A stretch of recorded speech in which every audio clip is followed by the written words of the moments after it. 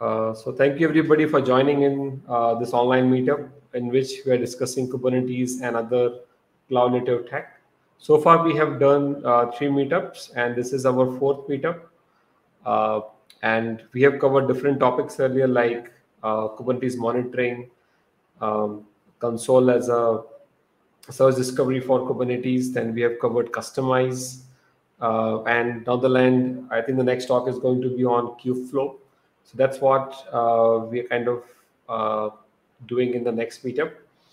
Uh, for this meetup, we are going to have 2 sessions. One is going to be with me, in which I'm going to talk about different installation methods for Kubernetes. And then we'll have Piyush to talk about DigitalOcean managed service, uh, which I think pretty interesting. We use it in our production, and it has been good for last year and a half since we have been using that. Okay, so let's dive into the topics now. So I'm just going to talk about the overview of Kubernetes installation. There's no demo in my session though, but I think we'll have a lot of demos in the Piyush session there. So quick intro about myself before we kind of jump into. My name is Deependra, as you know, and I'm founder of CloudHuga. Uh, I'm also a CNCF ambassador and has done the official Kubernetes intro course on the CNCF edX course there, which has been taken by more than 100K participants from around the world.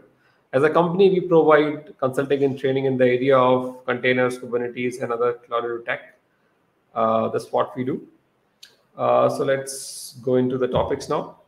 So here what we see, the architecture of Kubernetes, I'm just kind of refreshing it to kind of see that when we use Kubernetes managed service and we do it on ourselves, what we have to manage on ourselves or what can we offload to a cloud provider. So what you see on the screen is the control plane, as we know. In the control plane, we have API server, scheduler, controller, and we have this key value store. And then on the worker nodes, we have the kubelet and the kubeproxy. And of course, we'll have the same on the master node as well. And we have a container runtime which runs on the node.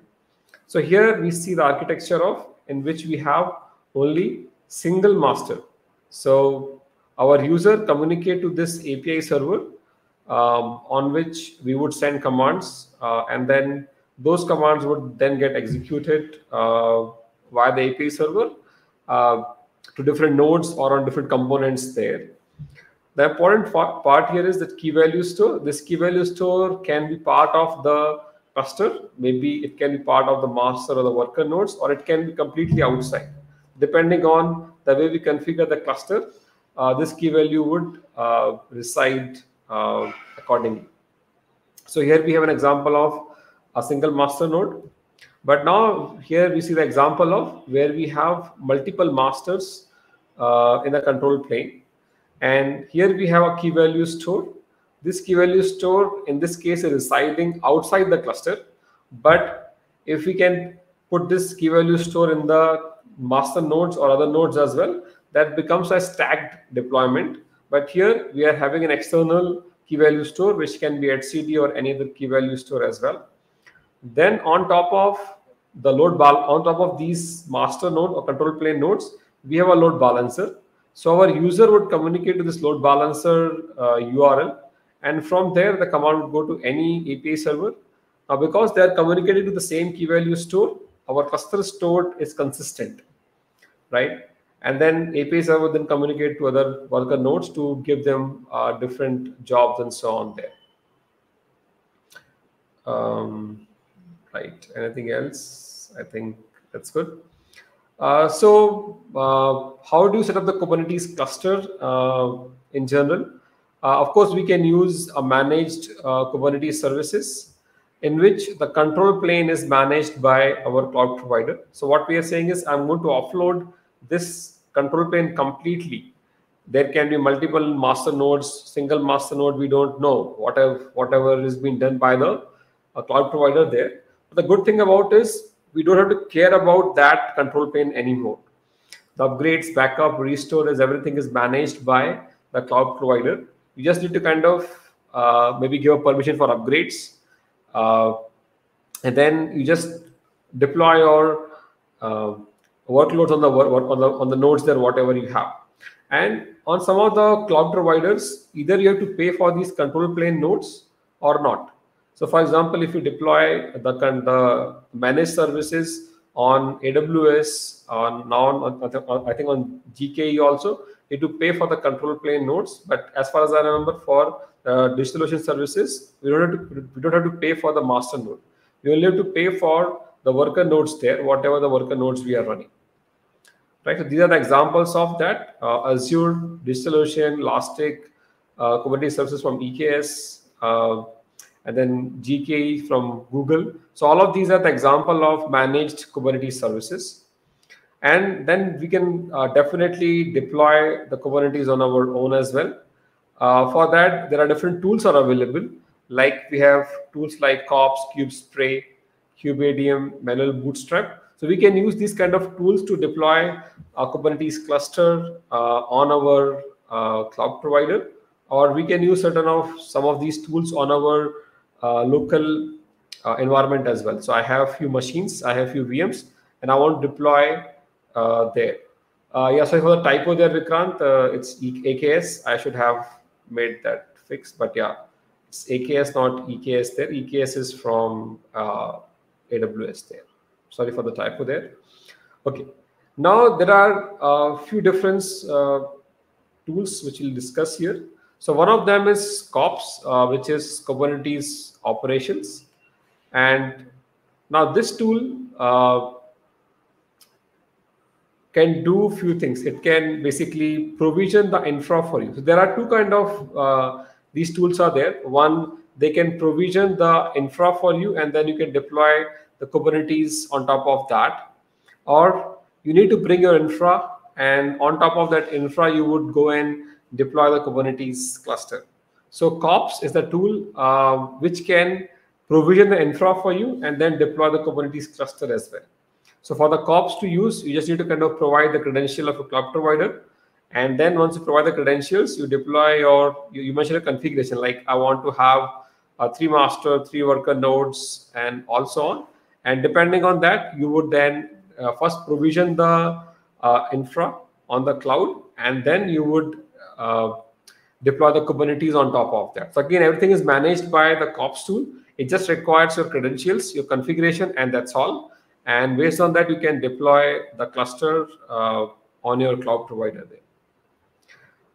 Same thing for KubeSpray as well. It will again take the credentials of your cloud provider, and then it will go ahead and deploy the first infra part, and then it would go and deploy the Kubernetes on top of that. Now we can configure Kubernetes in different configurations there. Like for our development purpose or basic plugin, basic play purpose, you can use all-in-one cluster like Minikube, Docker Desktop, and then there's KIND Kubernetes in Docker.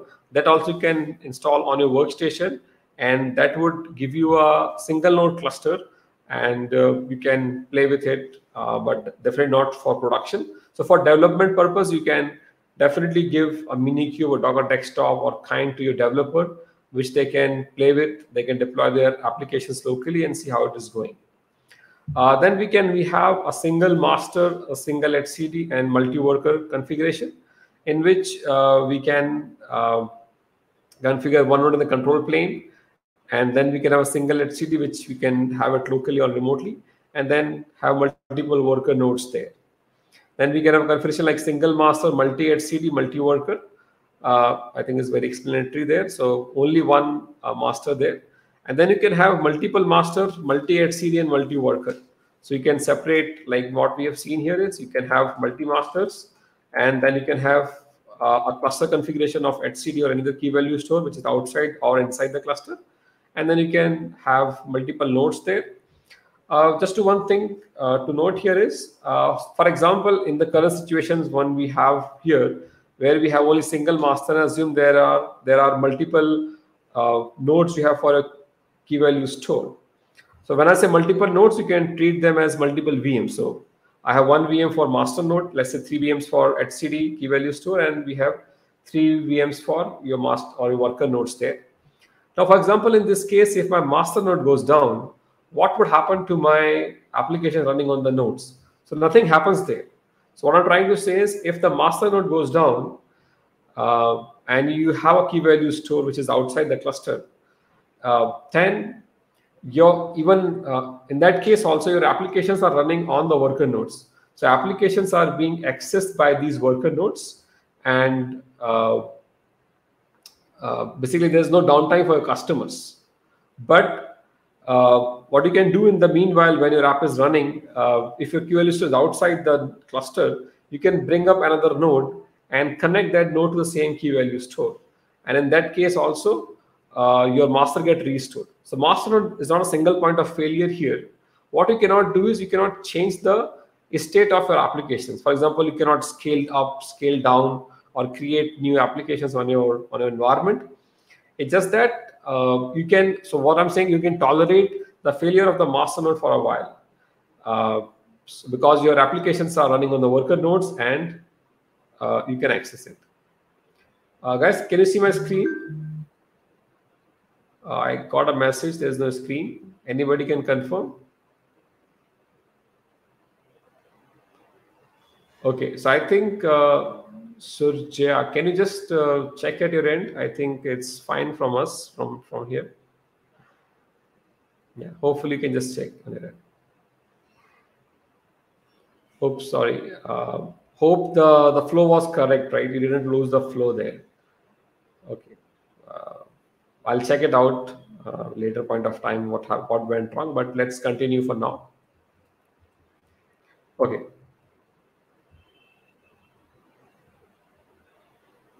So we are discussing this, and then there's a tool like KubeADM. So KubeADM is an official tool from Kubernetes. It's a GA product now, and so this HA, I believe, has become the GA. I think it's, what I'm saying here is HA is in beta, which I think is not true at all. It is in a GA mode now. So you can, I think, create an HA cluster with KubeADM. So KubeADM does not provision any infra part for you.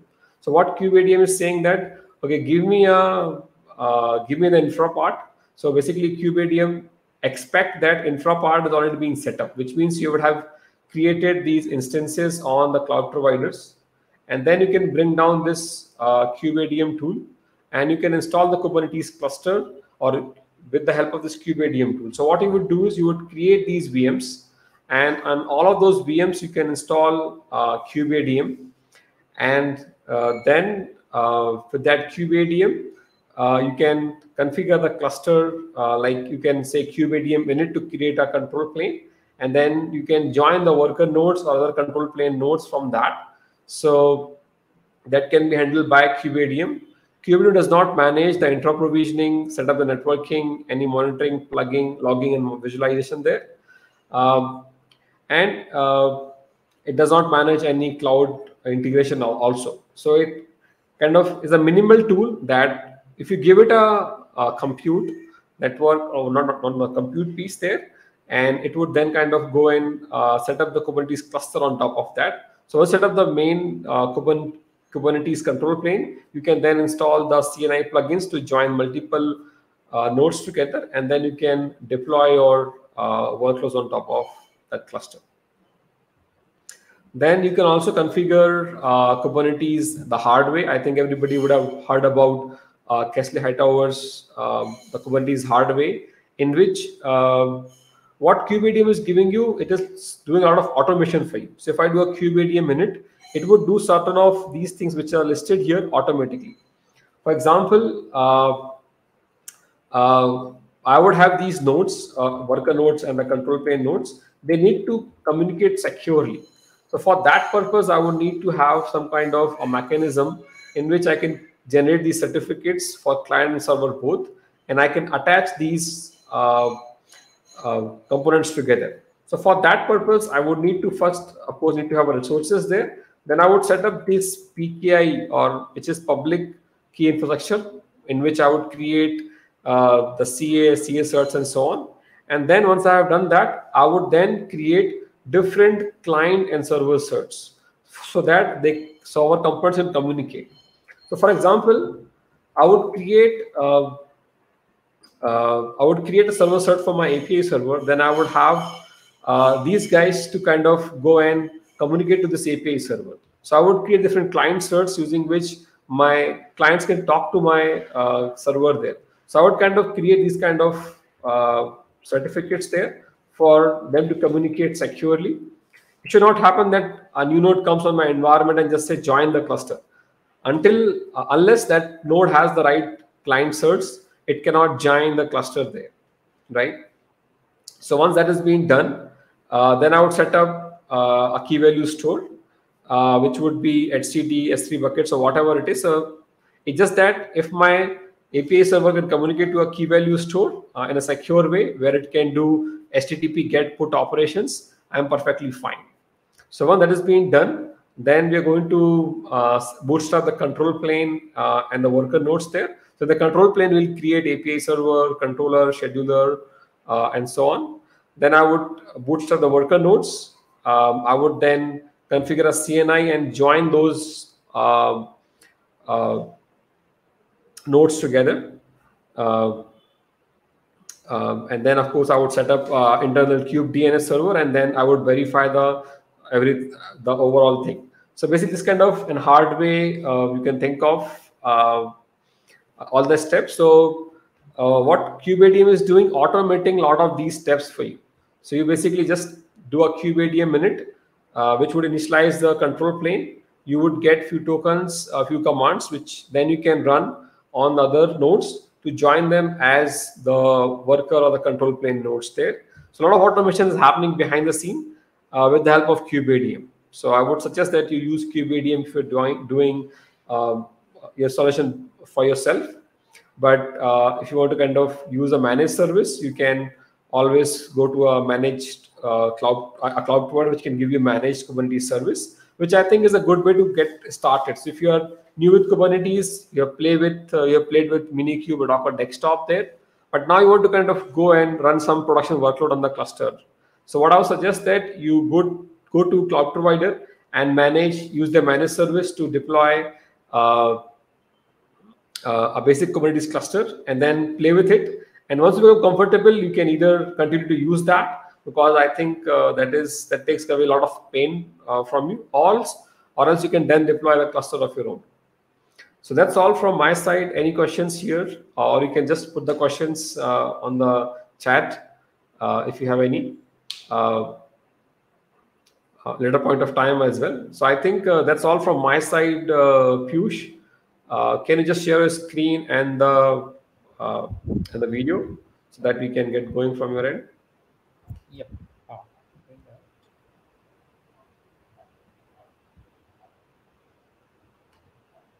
Okay. I hope the screen and video is visible now. Yeah, we can see your screen, Piyush. Yeah, all Ah, good. okay, awesome. Thank you, Ruben. That was a pretty informative session, right? And given the way Kubernetes ecosystem is, right, it has become so huge. It's good to know that there are so many options to install and manage cluster, right? So good morning, evening, afternoon, everybody, wherever you are joining in from. I hope you are all safe, you are at home, and you are practicing social distancing. So, a little bit of introduction. My name is Piyush Gupta, and I work as a senior developer advocate with DigitalOcean. Right? In my past avatar, I have worked with IBM for 5+ years, and I was working mostly on developing tools based on cloud native technologies and helping customers to move their workloads from legacy frameworks to microservices based architecture. Like, I have been speaker at multiple local meetups. I have done a lot of meetups with Deependra and with other community leaders as well.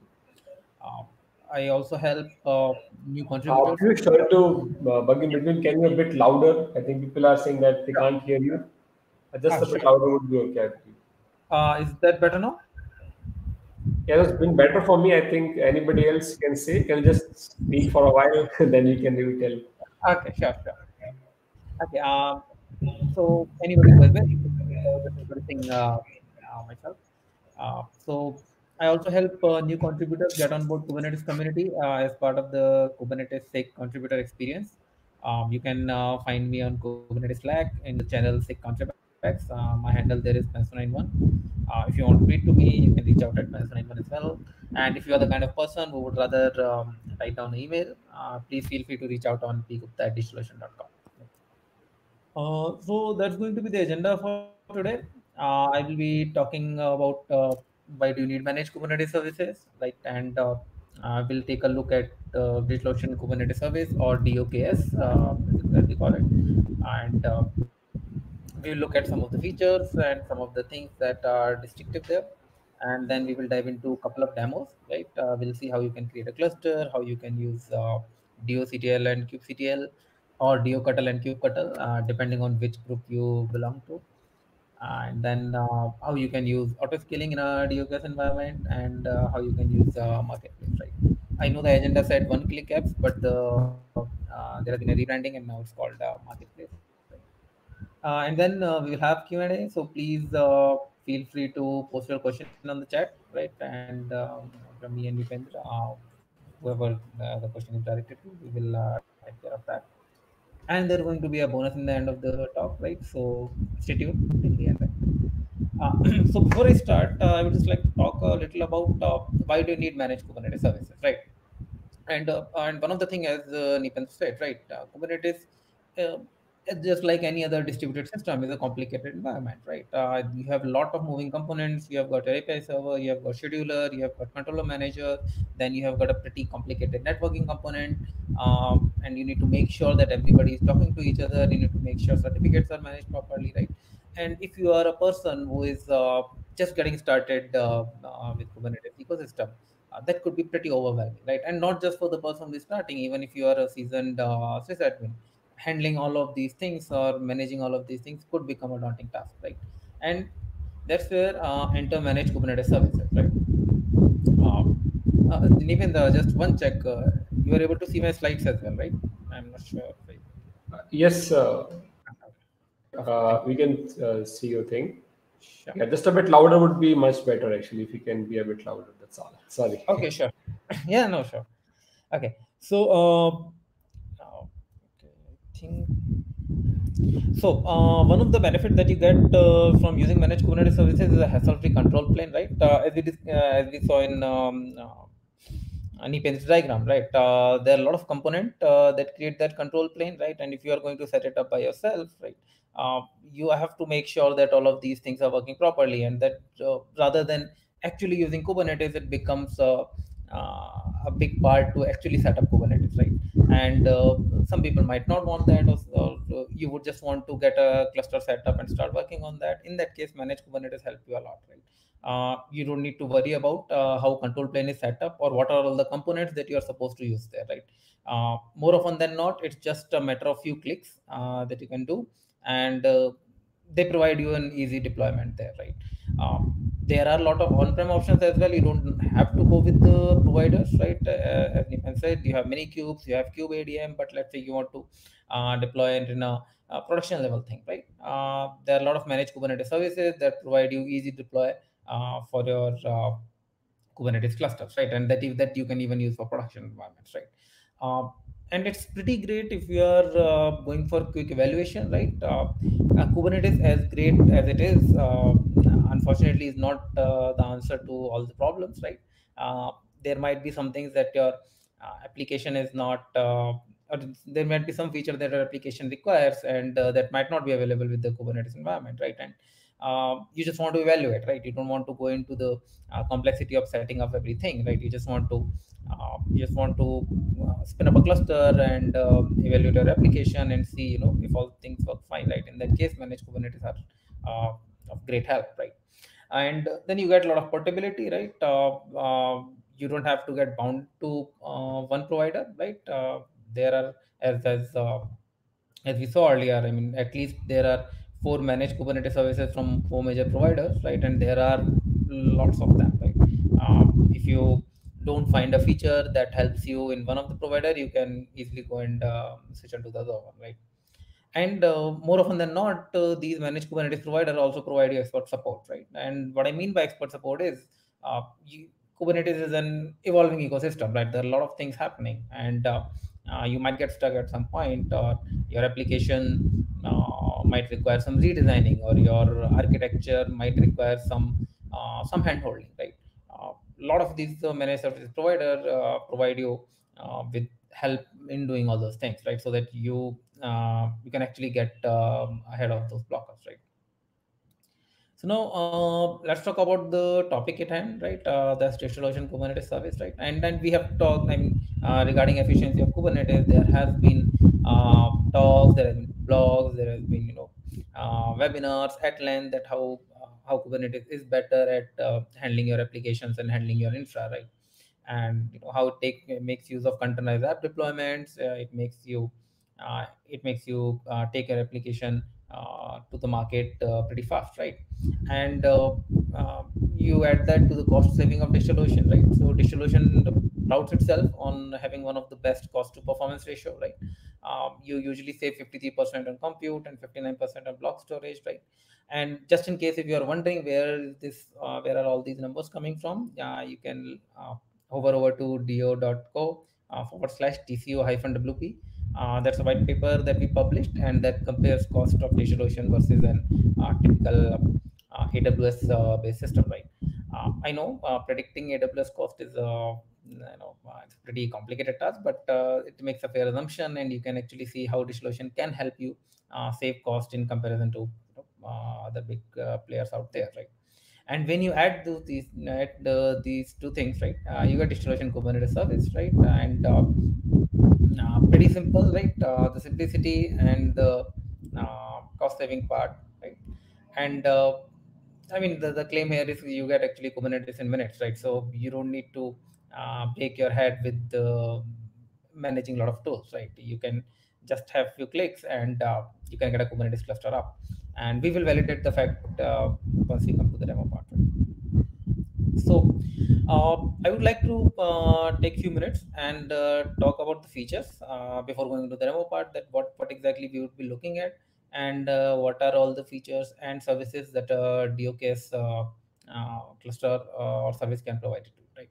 Now, if you remember, as Ripen said, right, in some services you have to pay for the control plane, but some of the services have the free control plane option available, right? So DOKS goes with the latter one, right? If you are starting a cluster of, let's say, 4 nodes or 5 nodes, or let's say even 10 nodes, you only pay for the worker nodes, right? You will not be paying for the master node, right? Master node is completely owned and managed by DOKS, right? So that's one cost reduction from your monthly bill or your infra cost, right? Another good thing is you can have multiple node pools, and this is important in a way that when you move your application from a legacy architecture to a microservices based architecture, the essentially you are dividing your application, or you are dividing your workload into multiple smaller components, right? And those components might have each component might have their own requirement, right? Some of them are CPU heavy, some of them are memory heavy, some of them are disk IO heavy, right? And so basically you can't apply one stick rule to all of these components, right? They have their own requirements. And what you can do here with DOKS is the worker nodes are part of something known as a node pool, right? And you can create multiple node pools, right? And you can tag them, and then you can make sure your application is able to take advantage for them, right? So I'm just want to putting it in cost effective matters is you don't need to pay more to run lighter nodes, right? If your application all has the lighter components, you actually pay less, right? You don't need to pay for the heavy servers, right? That's just auto scaling, right? And again, this is one of the pretty distinctive feature, right? When you are deploying our application, you don't know how far it's gonna grow, right? You start today, you have got 30 customers logging in, you become a viral hit in 3 months, and then you have got 30,000 customers coming in, right? And at that point in time, it becomes a little hectic to how to manage your infra, right? So DOKS provides an auto scaling option, right, where you can decide the number of nodes you would want, and the number of nodes becomes from minimum to maximum, right? uh, you can say, okay, my application, if there is extra load coming in, please scale it to 20 nodes, right? And DOKS will do it for you, right? And just to add there, it's not just about auto scaling. I mean, it just doesn't scale up; it also scales down, right? If the load is not there, let's say you are running an uh, ad tech platform, right? And you see there's a lot of traffic coming on weekends because people are free. There is no office work, so they want to learn more things over the weekend, right? So you can just on the weekends your cluster would be scaled up. You would have more nodes serving your customers, and on the weekdays when people are actually doing the office work and not coming onto your platform, the things would be scaled down, right? You would be running on the less scale, right? You would have auto version update as well. So I say auto version update. There is a manual version update as well. That depends on what option you choose. But the way Kubernetes is changing, right? I mean, there is one release per quarter, right? There are a lot of features moving here and there from alpha to beta to stable, and you would always want to make sure that you are able to use those features. And then not just about the features, there are a lot of security vulnerabilities that keep coming in, so you would want your system always to be secure and patched up, right? So DOKS does it automatically for you, right? So you don't need to worry. And if you are not comfortable with that, you would want to do it manually, that goes awesome, right? Next is having metrics and insights, right? The good thing is, see, once you deploy a cluster or once you deploy an application, right, that's not where the story ends, right? You want more insight into your application. How is your application performing with a certain set of parameters, or uh, how are you using your infra, or what happens when the load increases, how is the disk IO, right? All those things you get inbuilt, right, without any extra cost. So you can just there's a metrics and insight option. You go there and it will show you some basic information. And if you want more detailed information, there are options for that as well, right? DOKS is CNCF certified. So CNCF is the Cloud Native Computing Foundation, and they are the one who host Kubernetes, and they have a program where they certified managed Kubernetes services, or basically Kubernetes providers, right? DOKS is CNCF certified there, and one-click apps and the or the marketplace that we call. The last but not the least, and this is one of the things that is being built by taking in mind about the early adopters, right? Let's say you just want to create a website, right? You just need a WordPress instance running on Kubernetes, right? So you don't need to basically know the internals of how things are happening there. You can just click on WordPress and get a Kubernetes cluster deployed and WordPress deployed on top of that, right? So it could become as easy as like this, right? Other than that, there are a lot of other things that I could talk about. You can attach volumes, right? If you need space, you can use. DOKS comes with the default DigitalOcean CSI plugin, right? So you can make use of DigitalOcean block volume storage, right? If you want to add PV and PVCs to your setup, if you want to use load balancer, it can also be integrated with DigitalOcean load balancer as well, right? Okay. So yeah, enough talk. Let's look at the demo. Let me just switch the slides. I guess I'm just gonna move over to.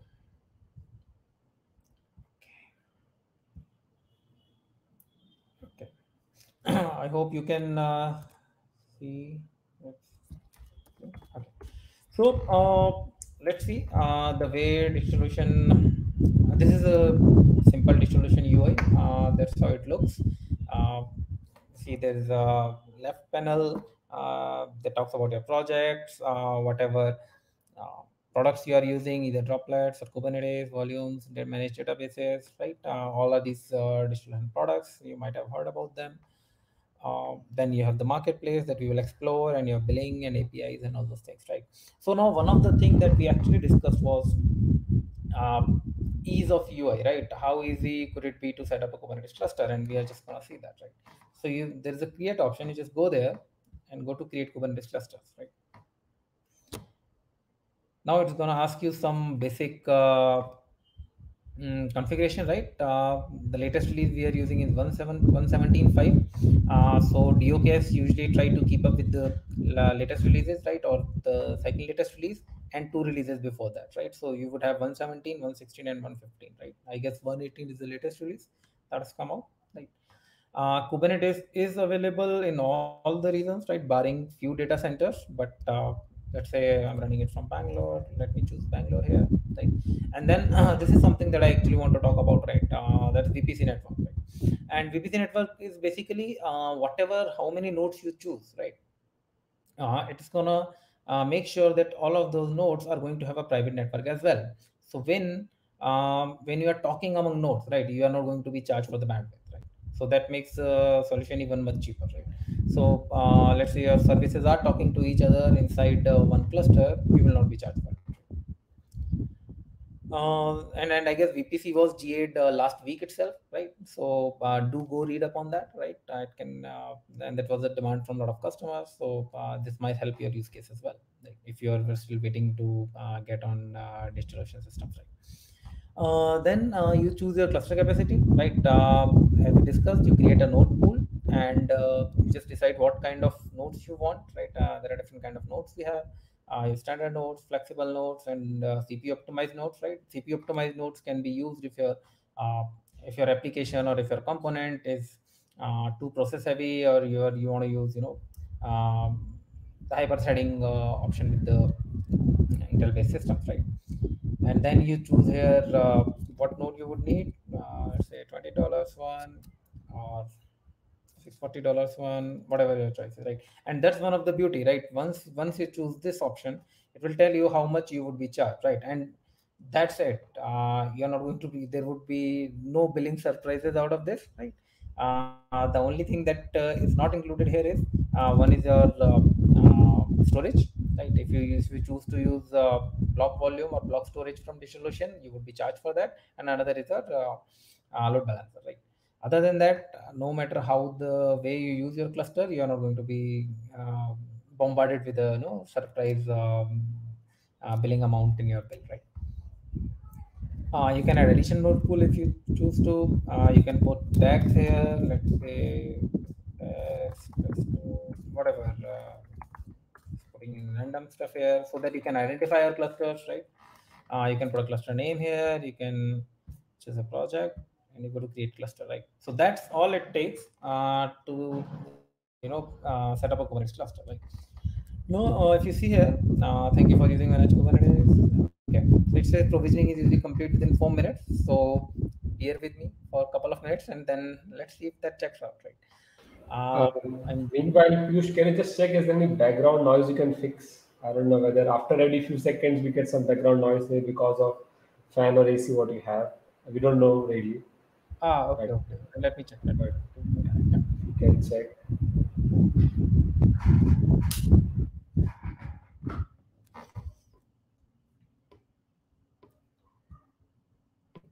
Okay.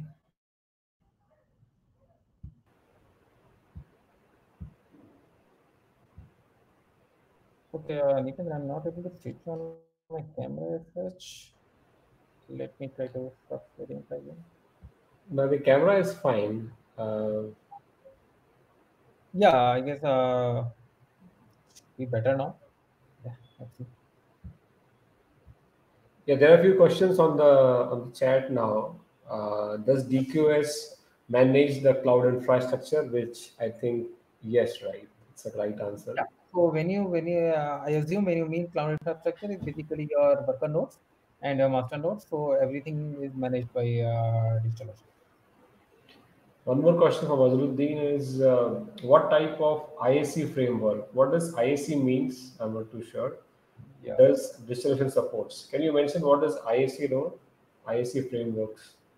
yeah, that would be helpful. Infra as a code. Okay. Okay. Um, I'm not sure about what IAC options we have. I think it is like I think talking about Terraform kind of stuff, right? Yeah. So Okay, it okay. is. Yeah, so Terraform, we have DigitalOcean providers for Terraform, right? And DigitalOcean has an extensive API that you can use with Ansible as well, right? So Ansible and Terraform both are supported. Yeah. Support as in I'm again assuming that you would have the provider for DigitalOcean, right? Yeah. So what I was saying that yeah, you can basically configure a Terraform scripts or whatever, right? And then you Yeah, can yeah, use Dio's provider for that, and then you can trigger your cluster creation for Terraform for sure. yeah, We yeah. have You done can do it multiple times. Yeah. or you can use doctl command, which I think Piyush would demonstrate. Yeah. And the voice quality is good now, so thanks Piyush for fixing that up. Yeah. Okay. Not sure what it is. Yeah. So there was just a fan running on top of the speaking microphone, right? Okay, That's okay, good. okay.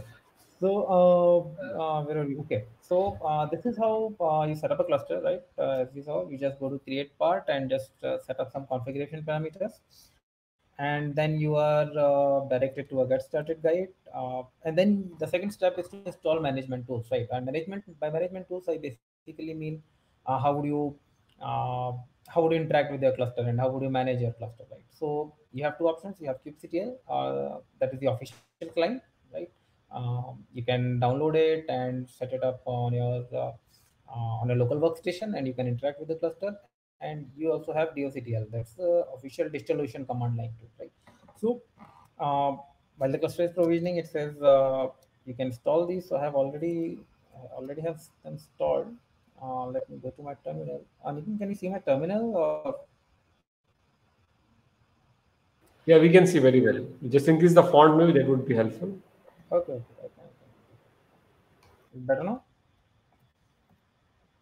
Yeah, decent. Yeah, good. Okay, perfect. So let me talk a little about doctl. doctl is a command line created for distillation API, right? So distillation has an extensive API. You can go and look about it.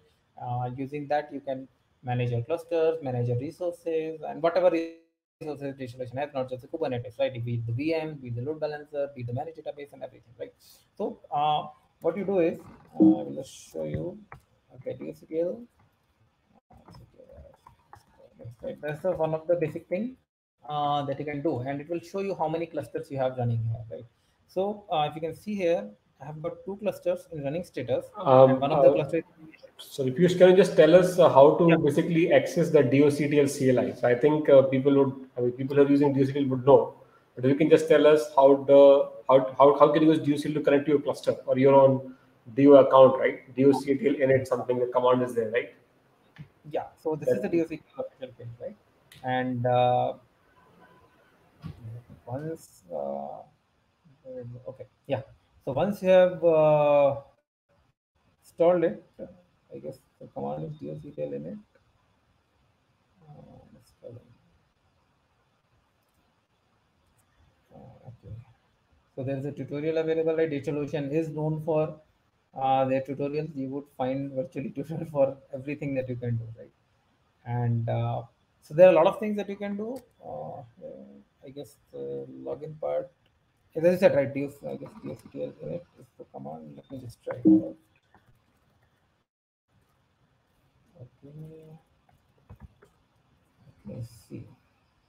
Ah, so yeah, doctl auth, right? That's the command that you're supposed to use. So once you do doctl auth, it will ask you for your API token, right? And once you put in your API token, it will connect you to your client, to your account. So would you mind sharing how to get the token as well? That would be useful for some people. How to get the token? Let me check.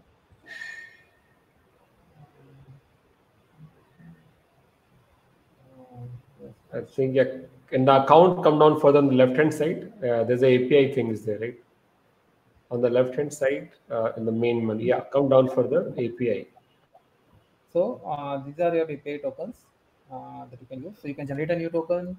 You can just put any name, S1PG, whatever it is, and then you can generate a new token, right? And you can just copy it and provide that. So that will basically connect your doctl to your distribution account, right? No, let's get back to this. Okay. So one of the things that we were just seeing is seeing your clusters list, right? So it will just show you how many clusters you have. And okay, we have already got it in running stage. Oh, nice. So this is what I was talking about, right? I just started this Kubernetes cluster, I guess, a couple of minutes back when I started showing you the demo, and by now I already have this running, right? So this is going to be as easy to create a Kubernetes cluster, right?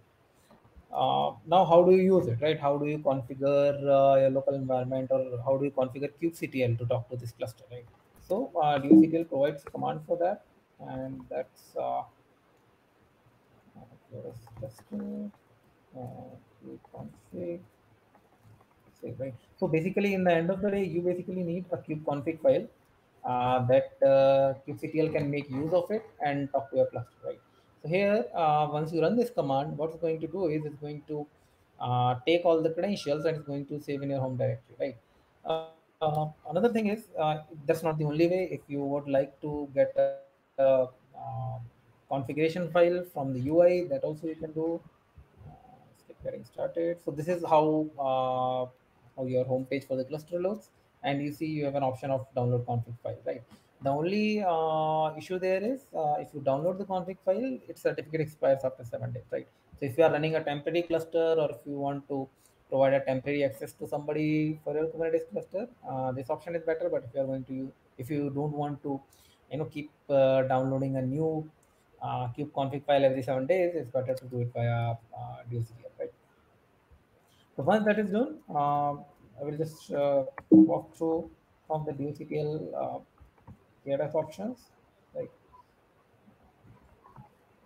just to Just to kind of confirm, Piyush, what you said, that if you don't want to kind of change the kubeconfig file every time, we should use the yeah, doctl save command to get the config. yeah, But otherwise, if you download from the UI, it would it change would it every expire. 7 days. Yeah, every seven Okay. days it expire. Okay. Right.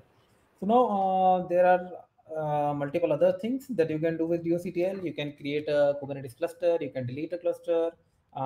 You can get information about it. If your cluster is old, you want to get new upgrades, you can use get upgrades. Kubeconfig, we just saw that you can save your kubeconfig to your local environment. You can list your clusters. You can see node pools. You can update a cluster or you can upgrade, right? It completely depends on what you want to do there, right? So one more thing that I want to show you with DOCTL is how do you create a Kubernetes cluster using that, right? And I just copy this command here. Okay. Sorry. Okay. Let's see. What?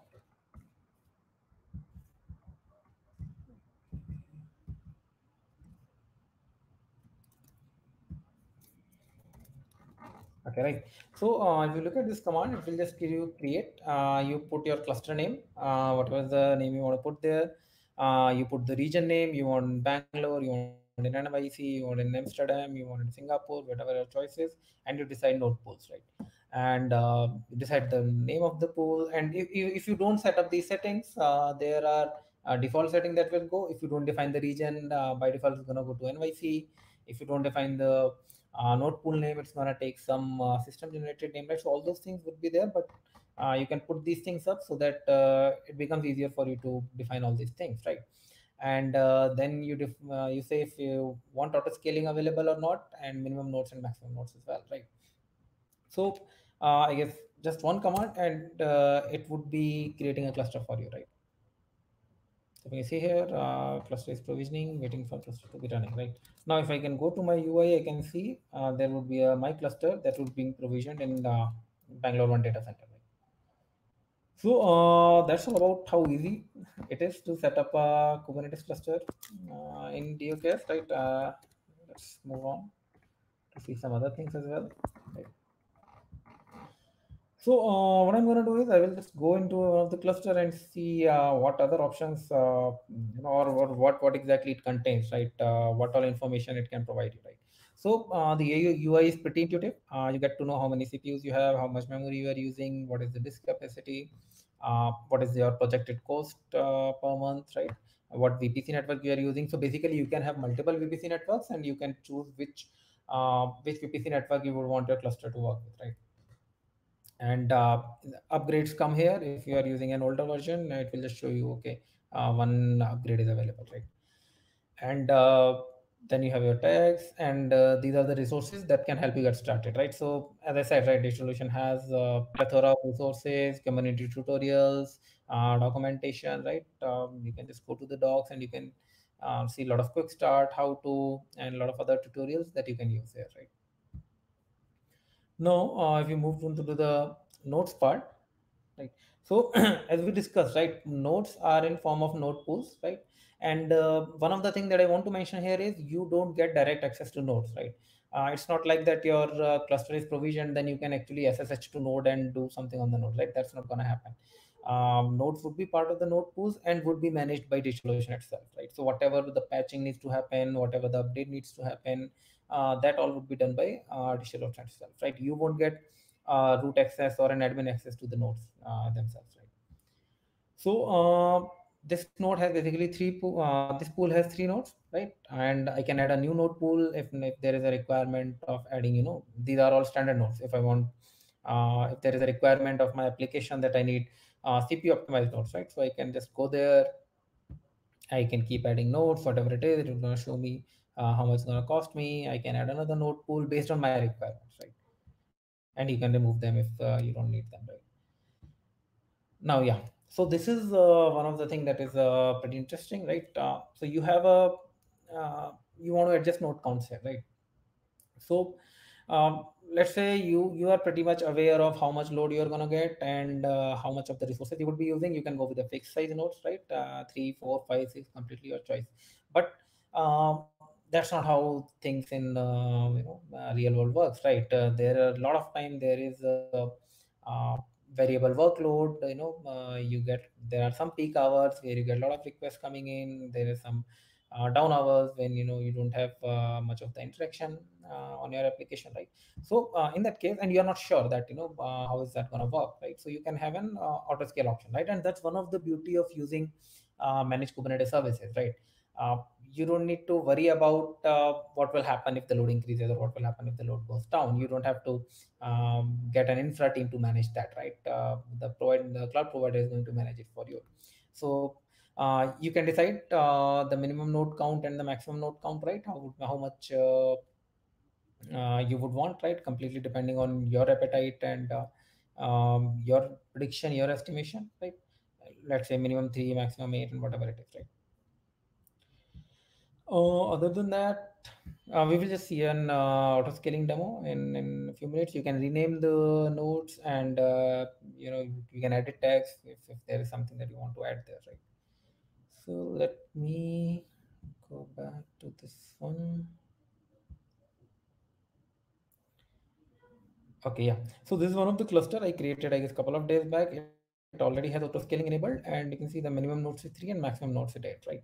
So what we're going to do is we are going to deploy an application here, and we will put, you know, we will try to put too much load on it, and once that happens, DOCache should ideally be increasing or adding new node to my cluster, right?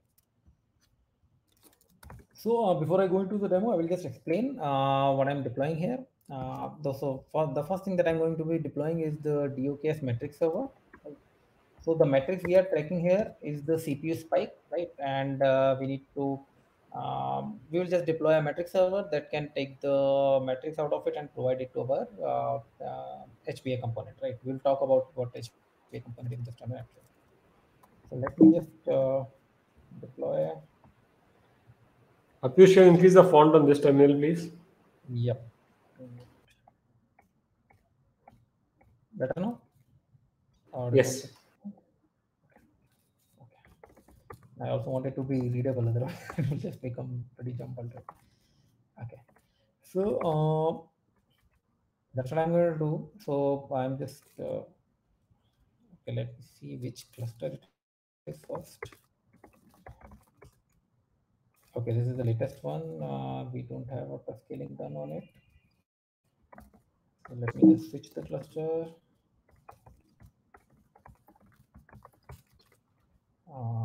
This is 9.6. So basically, I'm just switching onto the cluster which has auto scaling enabled.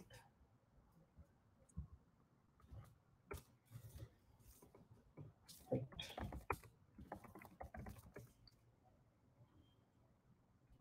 Yeah, that's correct. Now I'm just I'll just deploy the metric server so that we can correct metrics properly. Right. So it will just going to create some resources that HP can use, right? Next thing is what we are going to deploy something known as HPA. HPA is a Kubernetes resource that's called horizontal pod autoscaler, right? Now this file won't just deploy this; it will also deploy an application, right? Basically a hello application, and it just doesn't do anything. It just, you will just send a request to this particular container. That's all, right? Now, if you see here, the interesting part that I actually wanted to look at is when you put a horizontal pod auto scaler, right? What it's going to do is it's going to check the target reference, right? And your target reference is the hello app that we have deployed here, right? So it's just going to monitor this application, and it will monitor its CPU resource, right? And we have put a target average utilization 80%, right? So it will keep monitoring it, and once the CPU utilization goes above 80%, it's going to create a new application out of it, right? So that's how the horizontal pod out scaler works, right? So it will, as long as you keep putting more pressure on the application, it will keep creating new instance of it. Now, think of a scenario where you keep creating new instances of an application, but your server or your VM where your cluster is hosted is not able to take that load, right? What happens in that case, right? Now, in that case, uh, what DigitalOcean is going to do is create a new node for you, and all the workload will on migrate to the new node, right? So that's how auto scaling works, right? I hope it was a little clear.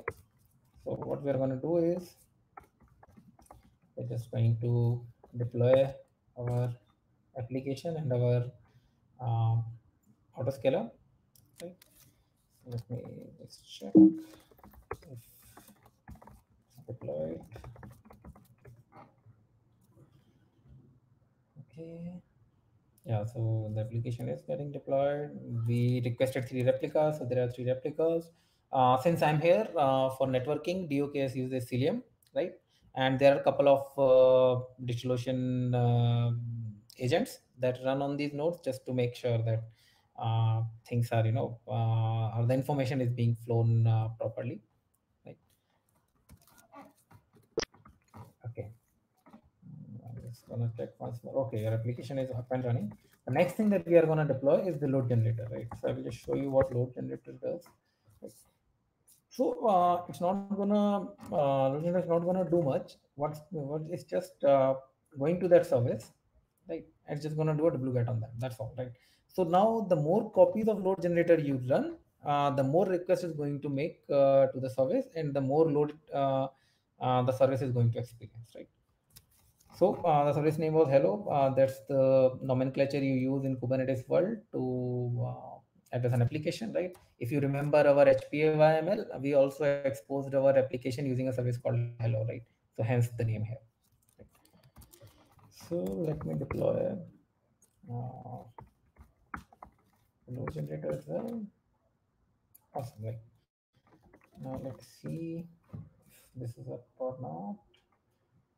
So once this is going to be up, what we will do is we will scale it, right? So once we scale it, that means the load generator will be putting more pressure on the application, resulting in more replicas of application coming up, right? And as soon as that threshold reaches the limit of the node threshold, it's gonna create a new node, right? That's the idea anyway. Okay, yeah. So we have the load generator up as well. Let me scale load generator. Okay. So I'm gonna scale my load generator to 2 replicas now, right?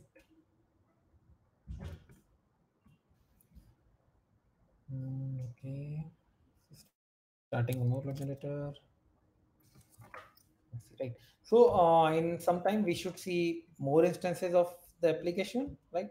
And sometime after that we should see a new node coming up, right?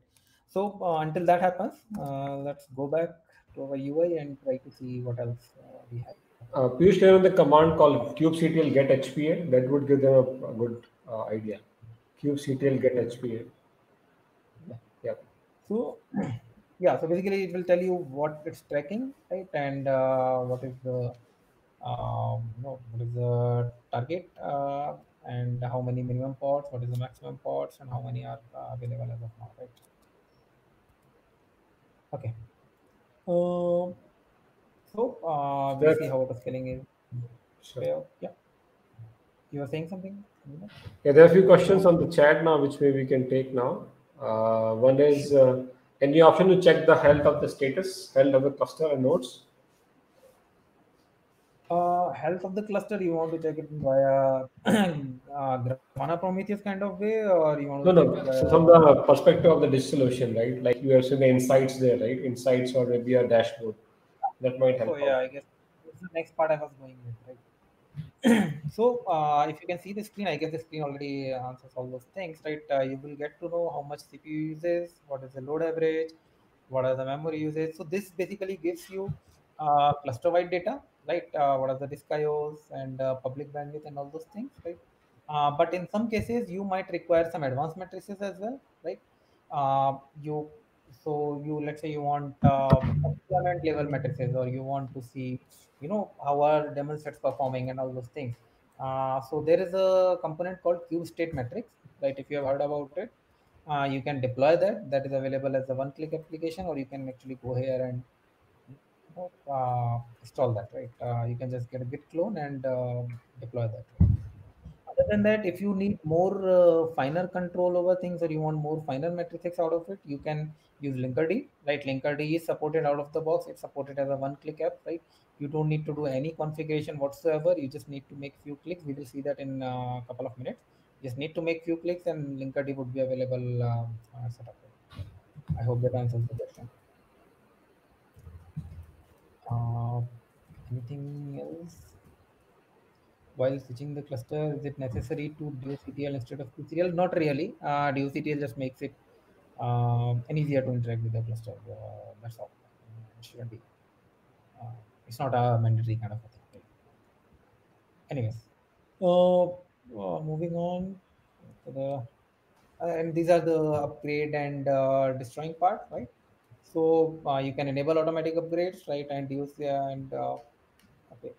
DigitalOcean will basically upgrade your cluster whenever they are available, right?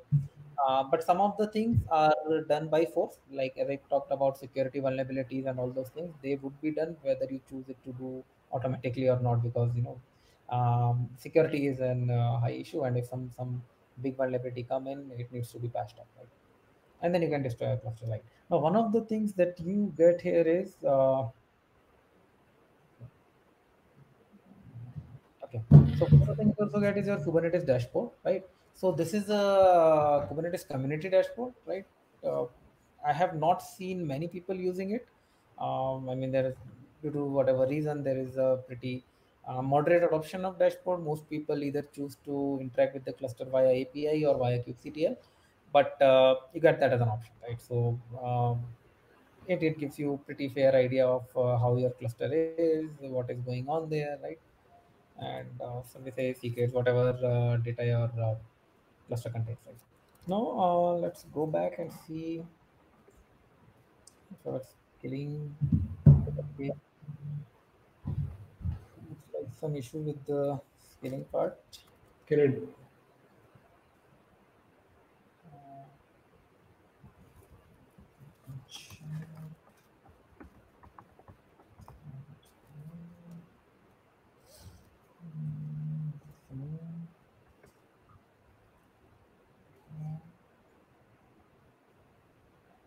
Okay, looks like our matrix server didn't work properly. Okay. Uh, let's try it on another cluster. Probably some deployment issue we felt. We'll go on the my cluster part. This cluster also has auto scaling enabled, and this is more.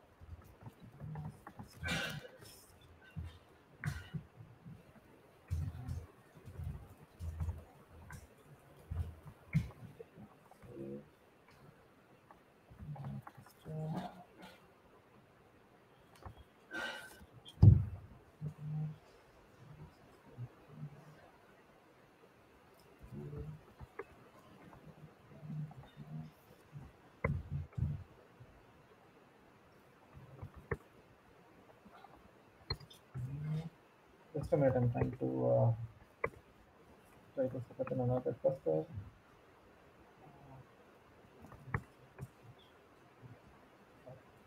Let it try to work.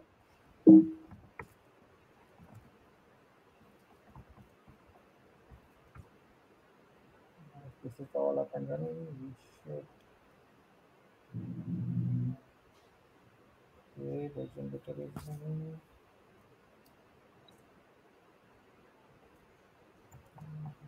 Screen.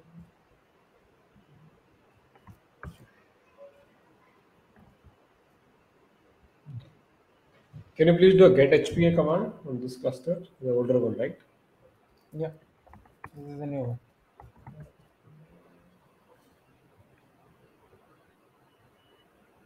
This is a new cluster, right? Or old cluster, right?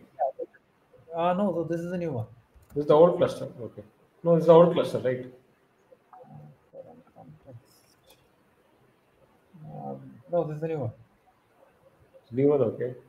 Yeah, I'll just set up everything again. Let me see. Yeah, so now we can see the new application setup coming up. Probably something weird going on with the cluster. Right?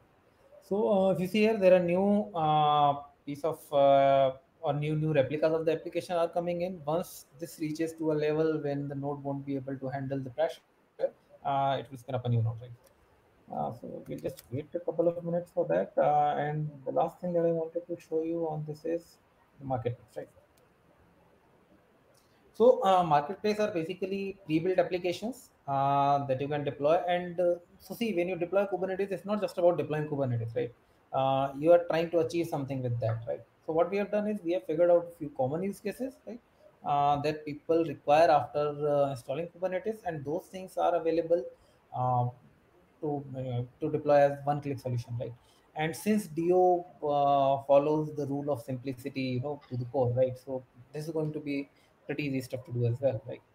So there are a lot of options. You want to use Vitess, you want to manage your workflows using Argo CD, you want to use Mattermost operator, you want to use Nginx controller, Prometheus, right? So most of the usable solutions are available. You want to use storage with OpenEBS, you want to use a service mesh using Linkerd, all those things are available, right?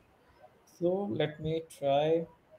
I will just show you. I'm not going to go in detail of all of these, but I will just show you how easy it's going to be deploy all these things, right? So these things are usually supported by community, right? As you can see here, support gate is supported. The plugin is created by Buoyant. They are the owner company of Linkerd, right? Uh, you just go to install app, right? And you get the pretty simple option. You want to create a new cluster and you want to install it on existing cluster, right? So if you click on install a new cluster, it's going to take you to the same configuration page where you will just enter your configuration detail, and you will get a Kubernetes cluster that has Linkerd installed already, right? Or what you can do is you can go to install an existing cluster, right? And then you can choose whatever option you need here, right? Let's say I'm going to install this one. So install it. So it's just gonna take me to that page, and it's going to take a couple of minutes to set up Linkerd here. So then let's see what's happening as with our auto scaling. Yeah. So if you see here, since the load increase, a lot of replicas of the application are coming in. Let's see if they are enough to trigger a node extension, right? Okay. So, cluster. Yeah. There you go. Right. So if you see here, it's automatically provisioning a fourth node, right? So when I started with it, I only had three nodes, right? But since the load kept increasing, the reconciler realized that okay, the current number of nodes is not enough to serve the requests that are coming in, and so it started creating new nodes. Once this new node is created, if you see here, there are a lot of replicas that are still pending state, right? So they will be moved to the new node, and they will be stored something. So I guess yeah, that's all I have. Uh, we So I can have a check. question, Piyush. Yeah, there. So can we create like the nodes from in different data centers, or not as a different what do you call availability zones in the same DO thing, right? So for example, in the uh, we have multiple data center in, let's say, NYC. So can I have the nodes in multiple uh, NYC regions with the DO? So yeah, so not today, right? As Okay. of now, all the nodes have to be in single data center region, like yeah, probably in future roadmaps that will be possible to. But as of now, Okay. all the nodes have to be in single data center. Okay. That's fine. Any other question, guys, on the chat? Did we miss any questions? Please share. Yeah, increasing the node price increase. Yeah, of course, if you increase the nodes, price is going to increase, right? There is no option, right? Yeah, and once you But increase it, as I said, right, you don't get individual node increase, right? So once you increase, your node pool has to increase, right? So if we are using three nodes, if you increase that particular node pool, all the nodes in that pool will increase, right? So if you have a requirement of bigger node pools, or let's say bigger configuration nodes, it's better to create a new node pool with the higher configuration and then delete the older one. So all your workload will automatically transfer to this one. So sometimes people miss that, right? And then they come back, okay, we were just using this much and the bill should be this much. Why it is? and I believe for the auto scaling part of the nodes, you can only currently do CPU and memory, correct? If I'm not wrong. Yes, use a CPU based, right? CPU and memory, correct? We can't do CPU. custom one, right? For custom one, So you have to kind of. So yeah, I mean, as of now, I guess from either from Kubernetes from side as well, right? They only have CPU is as in stable metrics, right? Other metrics are either in beta or other in alpha stage. Right? So I would say CPU would be the better option to go. Okay. Sure. Guys, any other questions? Okay, if there isn't anything else, here is a bonus that we talked about in the beginning. Thank you for being a brilliant audience. Thank you for listening through it. And if you have any feedback, please feel free to reach out on LinkedIn or on Twitter, right? You can email me as well at speakuptheresolution.com. And you can get free $100 credits, right? If you like the presentation, if you would like to try out DOKS, or if you would like to try out DigitalOcean in general, uh, you can get $100 free credits. You can just Can move you over to do.co/Kubernetes meetup, right? And can you put down on the chat that link? yeah, I will do that. Yeah. Yeah, so Ajish, we don't have any access to the nodes also, right? That's what Piyush was saying that we don't have the master access, but we can't even log into the worker nodes also via SSH, right? Yeah. Yeah, Yeah. just So that you. so you can manage your nodes is exclusively using kubectl, right? That's the only way to manage your nodes, right? No matter where they are, and of course, master node access you won't get. Plus, you can't even SSH to your nodes, right? If you need node data, you will have to use a privileged container that can run and can access the node OS and get the data from there. Another point here is, as I guess you just said that if you need what do you call it? If you need there are some security patches coming in, or if you feel there is some vulnerability, all these things would be taken care by DigitalOcean stuff. Right? You won't get access to do anything on them.